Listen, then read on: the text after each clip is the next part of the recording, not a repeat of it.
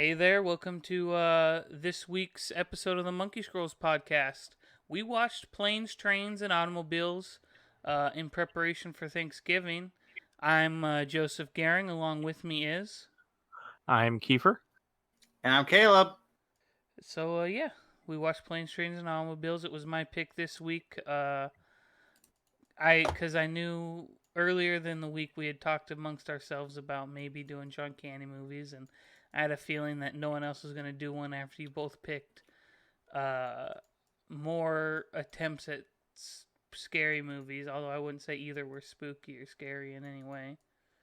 I was pretty spooked. I bet you probably were spooked by how much you loved Texas Chainsaw Massacre.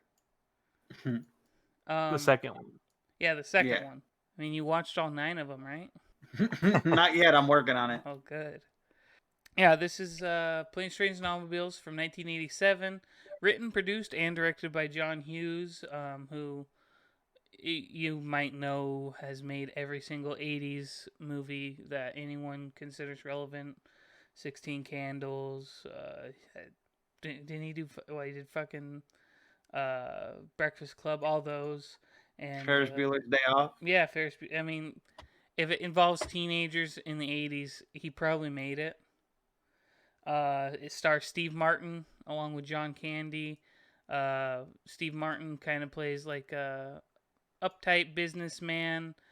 Well, maybe not uptight. I think maybe the circumstances definitely lead him to be that way. And then John Candy plays his opposite, a more relaxed, lackadaisical, kind of aloof salesman, as they're trying to both get home for Thanksgiving.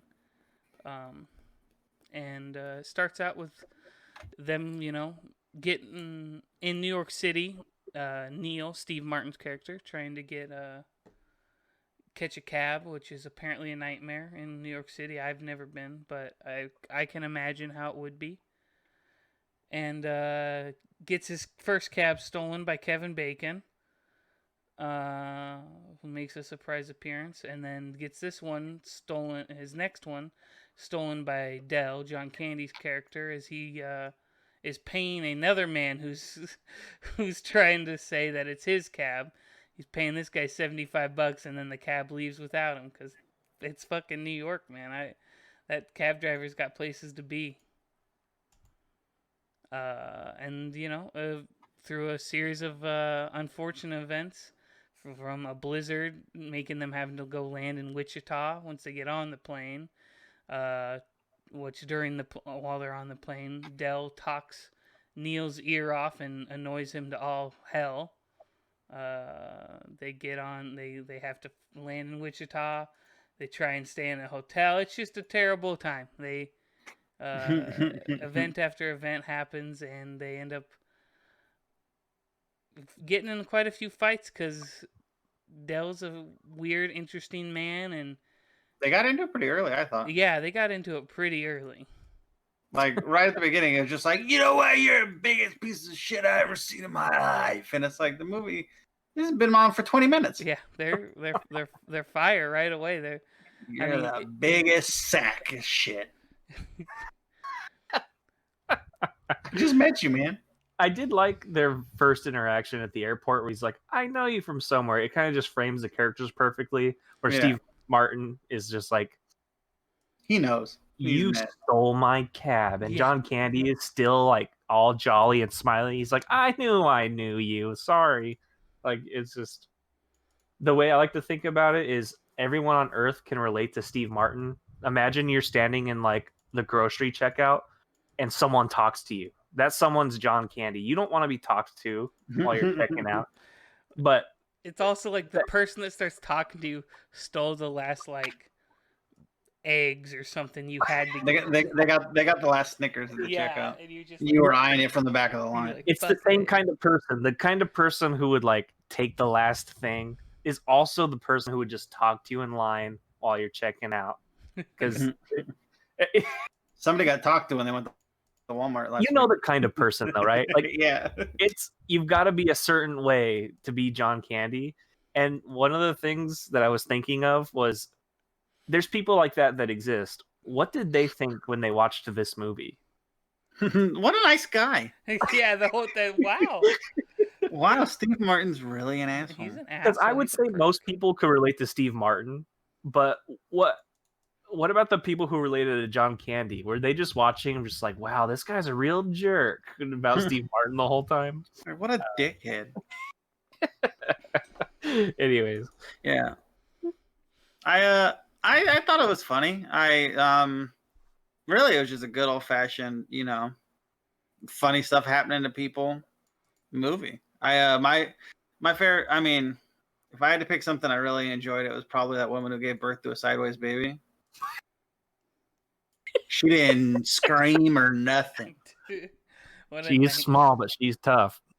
Yeah, I'd say honestly, I had two parts that like really made me laugh out loud, and it was that, and it was the old man coughing on his shoulder in the airplane. It just killed me.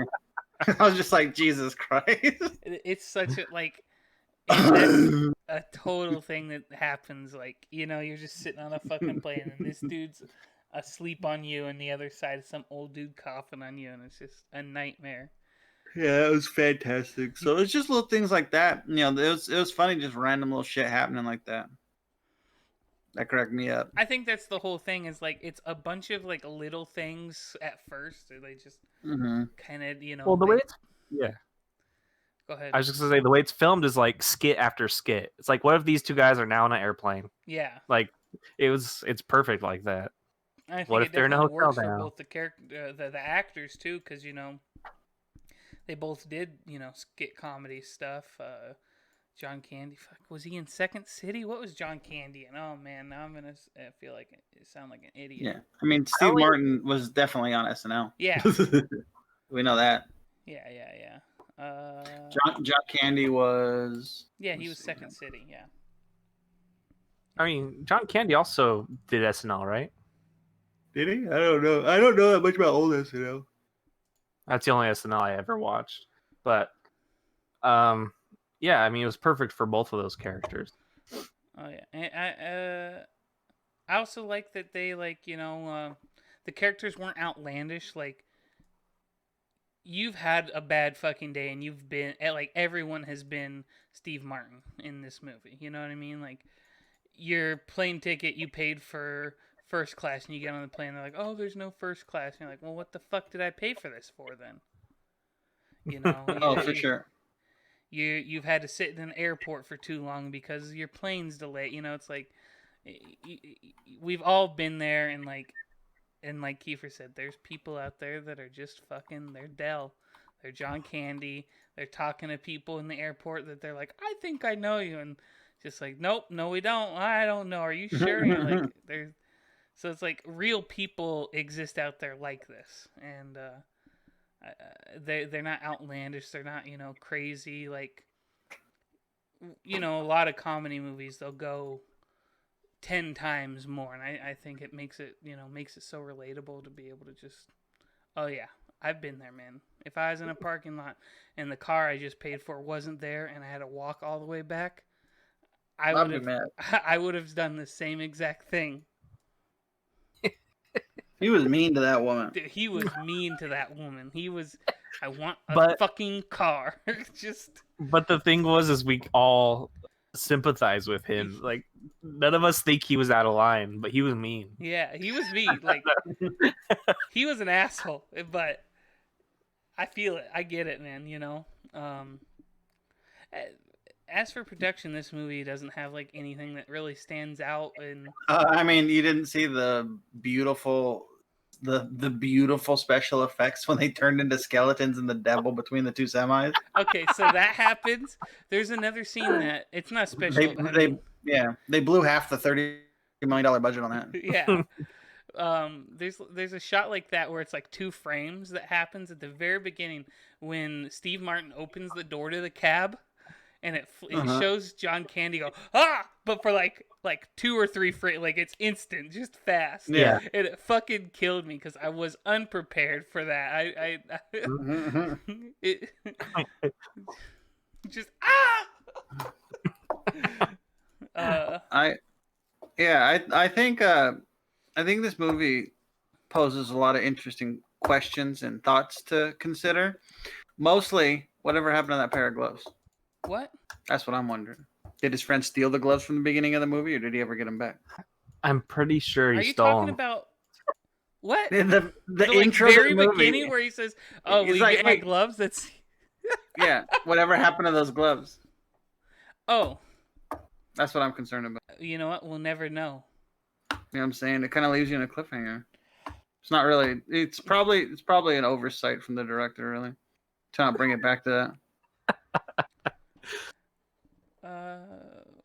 So yeah.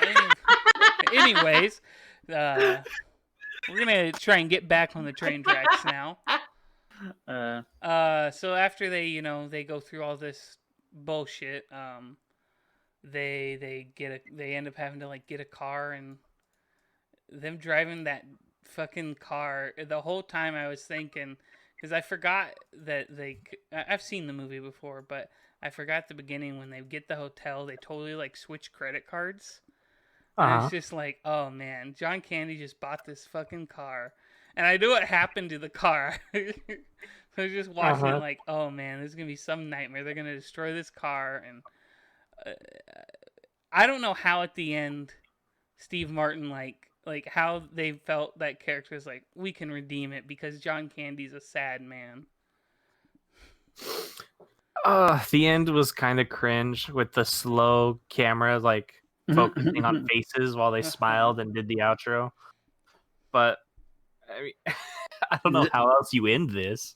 Yeah. Oh, yeah. I mean, yeah. I guess you have to have some type of redemption for Steve Martin to, he's an asshole most of the movie. Even though I think we've all felt it, but I think that for every instance of him being an asshole, though, they kind of like do a redemption where, like, I mean, he's mean, but I mean, when John Candy's stuff is all over the highway, he goes and helps him get it. Yeah. When there's only one room in the hotel, he lets him sleep inside, even though he totally wasn't going to, though. Yeah, the ending just really wraps up, like, it wraps up you maybe considering Steve Martin as an asshole, and it wraps up John Candy where you're like, oh, he's just a sad old guy. It's like, okay, well, let's have, that's the only ending that reconciles both of those parts where, like, you don't think he's annoying anymore because you get it, and you don't think he's an asshole anymore because you get it. Yeah. So it was the only ending you could really have in that movie, other than maybe Steve Martin choking to death with his bare hands. Which is more realistic. Yeah. Well, if we're talking about endings or theoretical endings, there's a cut of this movie that exists. It's the John Hughes director's cut. Okay, and all the score is replaced with creepy horror sounds, and you see John Candy's character setting the suitcase so that he trips over it at the beginning, and you see him like getting the cab on purpose, and you see him switch the credit cards himself, and at the end of the movie he just ends up going into his house and hacking his family to death for 20 minutes. Oh, it's just 20 minutes of him chopping them up, huh? Yeah, he sets all of this up. He doesn't flick the cigarette out by accident. He throws it in the back because he knows it's going to set his credit card on fire, and then he'll be dependent on him for money. Oh. So there's there's an internal monologue. It's really they call it the American Psycho cut. The real John Hughes cut would have Molly Ringwald in this, and him being like, she's so beautiful even though she's 16. Yeah, they do, but who do you think's in the trunk of the rental car? Oh. Okay, come on. She crawl out like in fucking that Japanese horror movie Audition? Yeah, except she's all bones. It's just one of the skeletons from them going between the truck scene. So that's why there was a third skeleton, bro. See, so yeah, I'm telling you, there's a horror movie version of this in your head. Is that what you're thinking of the whole time? There's for sure a version of this where John Candy made it all happen, and that's why he's like following him around. My wife died 8 years ago. It's like, how you think she died? How you think she died? Yeah, she got hacked up. What do you think? What do you think's in the big suitcase, dude? Under the secret compartment. He definitely has a lot of character flaws, though. He could have set it up. He also used his credit card a few times. John Candy's character, in my opinion, was actually like worse than Steve Martin's. No, John Candy's not a good person. No, I was just taking that to the logical end. That's all. Like definitely uses that credit card multiple times throughout the movie, not just to rent a car that they end up destroying. And dude, in the 80s, interest rates were like 70% on credit cards. Oh yeah, like fucking like what that car cost them to rent like $200, but in today's money that's like $64,000.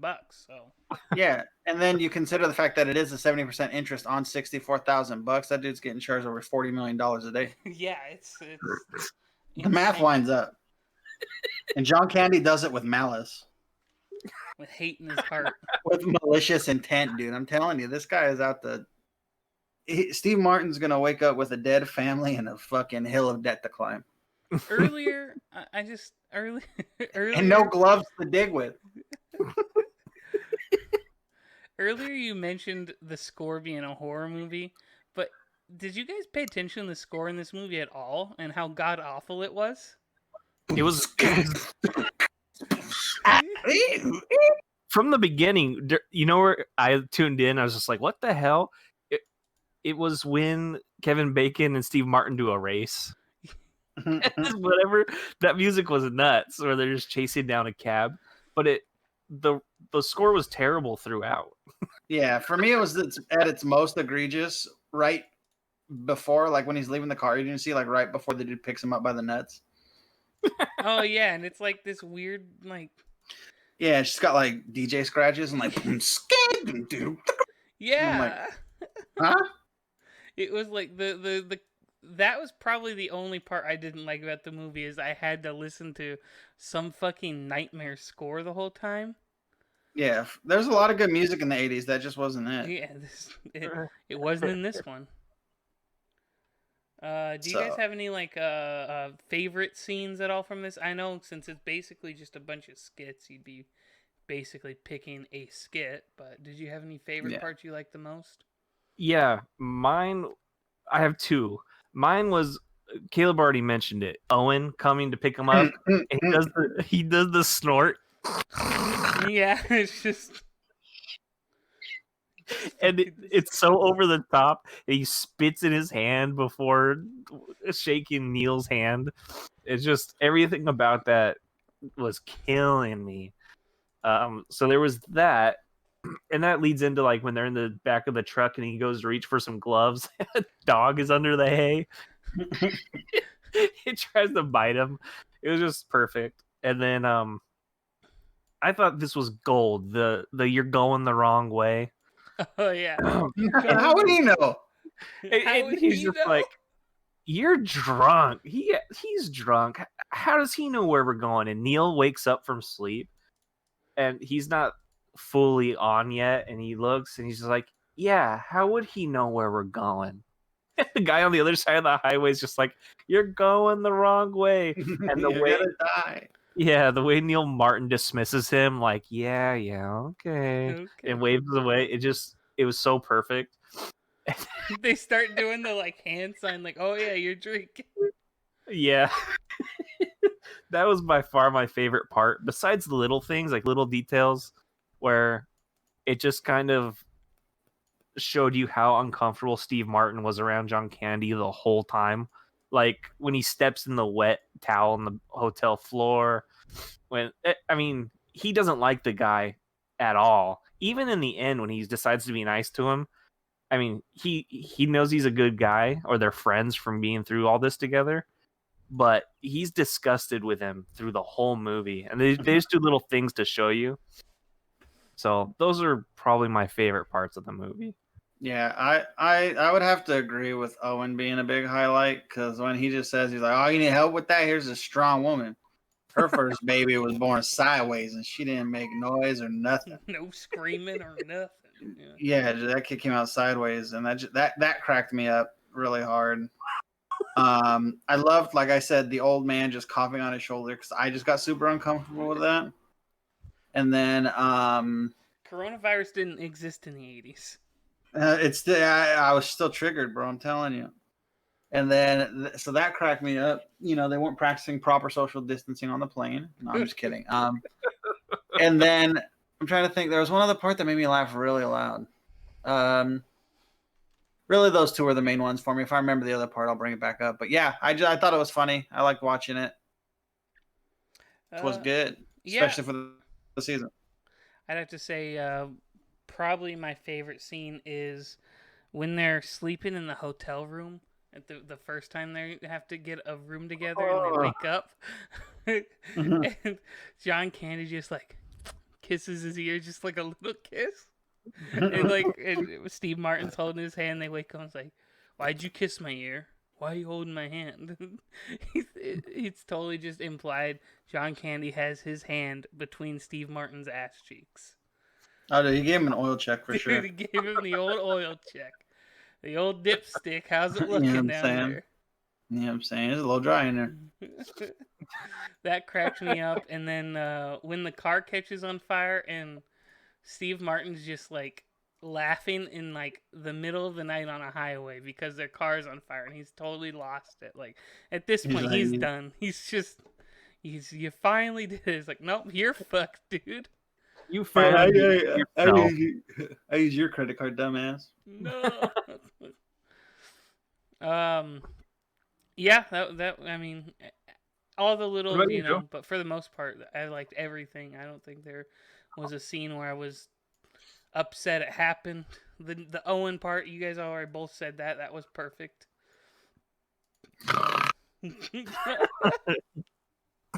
Dude, just all nasal. I've been trying to figure out like what this plane route is though. Oh, it's the whole route's mapped on Wikipedia. I know. I'm looking at it and I'm like, so they're supposed to go to Chicago. Why the fuck did they fly all the way to Kansas? There's gotta be it doesn't make no goddamn sense. Yeah, like there's closer. We got fucking. We could have gone to like Kentucky here or something. You know, it's like it was the 80s. There weren't enough airports. They only had like 4. Oh yeah, right. In the 80s.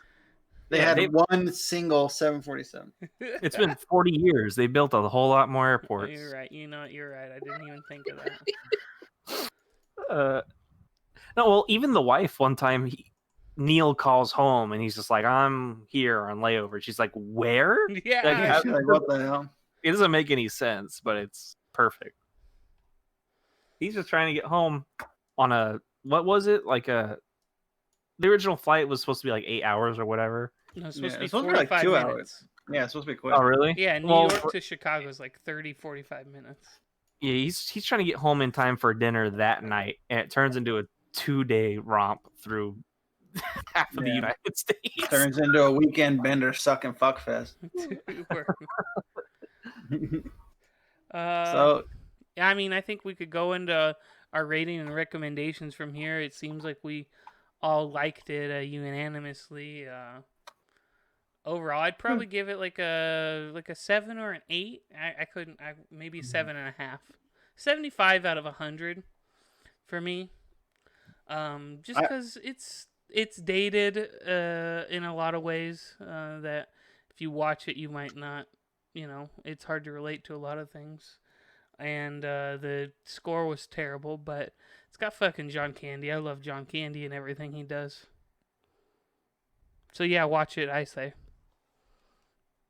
Yeah, I'm in the same boat. I'd probably go 7.5. If you want something that's funny on Thanksgiving, I can't think of too many other movies besides like maybe Jungle the Jungle.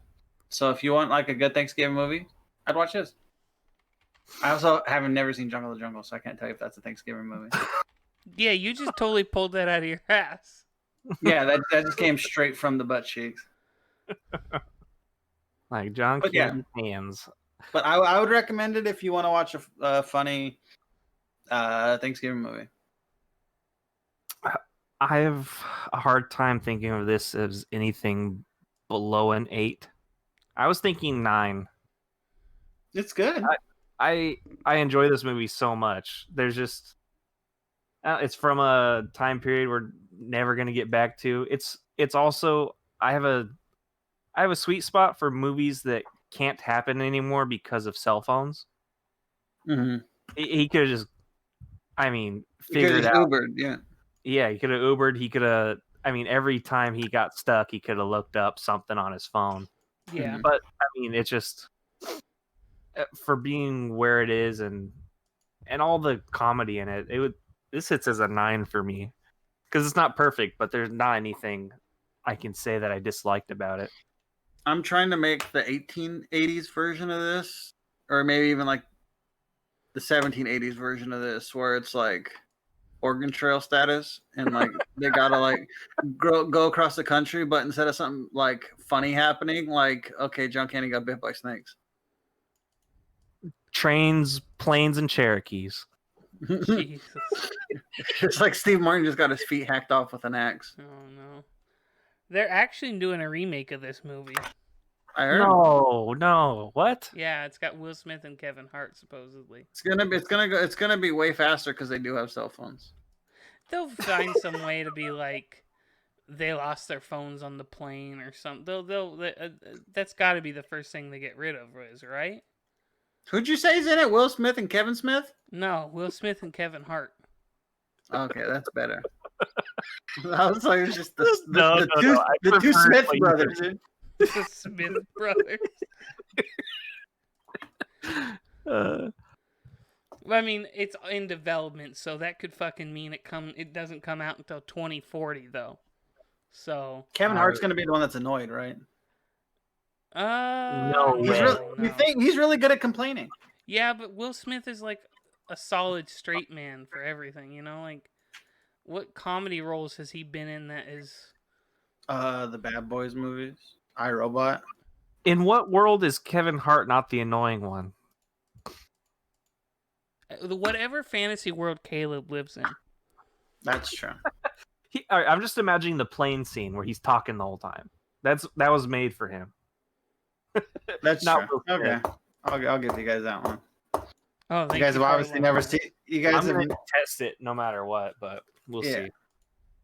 Well, fair enough. Well, we like the movie. Y'all Yeah. should watch it, and y'all need to watch before next week my pick for the movie, which is a surprise to everyone involved. But I'm mostly picking it because I hate my friends. So we're gonna go with. Thank you for burping right into the mic. Oh yeah, that wasn't me. We're gonna go with. I'm fighting back against what's coming. We're going with the 1997 sequel to the most successful video game adaptation of all time. We're watching Mortal Kombat Annihilation. Kidding me? We're watching the second Mortal Kombat movie. And and I'm gonna need both of you to watch a recap of the first movie on YouTube. I'll find you a good long one that really delves into the lore. So that's our choice. We're gonna love it. All right. Joe's out. He disconnected from the call. Too bad you will die. Get ready. Well, next week is going to be the worst week of my life. So, thank you for listening to the Monkeyscrolls podcast. Like our socials, Monkeyscrolls on Facebook, @ScrollMonkey on Twitter. You know, give us a like on our YouTube channel here if you like the podcast, or tell us you hate it in the comments. Tell us something. Yeah, let us know. Let us know. Suggest a movie.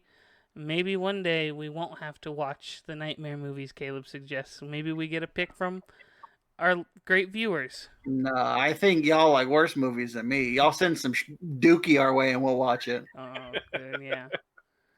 If they're I want everyone to comment. Kombat, Yeah, I want everyone to comment the worst movie they've ever seen, and we'll watch it, guaranteed. Yeah, hands down. It's in. All right, thank you guys for checking it out. We'll see you next time. Have a good one.